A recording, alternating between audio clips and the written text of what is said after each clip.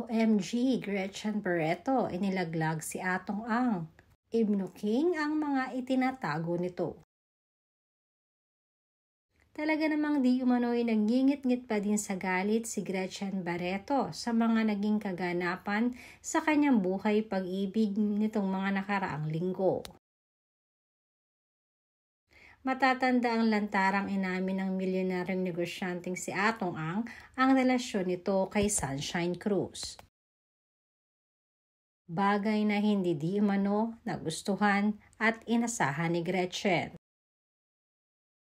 Ito ay matapos ma-caught off guard sila ng mga netizens sa mismong sabungan kung saan palagi niyang isinasama si Sunshine.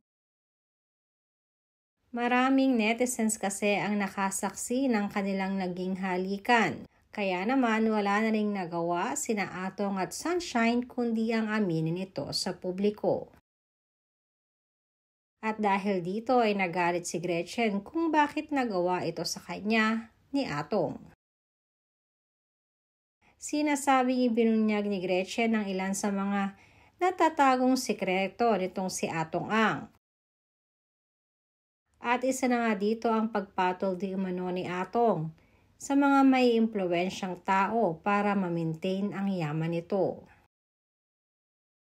Masakit man di umano kay Gretchen ay tinanggap na niyang buong buo ang pambababae ni Atong kahit napakababa na ng tingin niya sa sarili. Pagpaparinig pa di umano ni Gretchen kay Sunshine na sa umpisa lamang ito magiging masaya at darating ding ang panahon na iiwan din siya nitong si Atong. Dahil mas mahalaga di umano ang pera kaysa sa mga babaeng dumaraan sa kanya.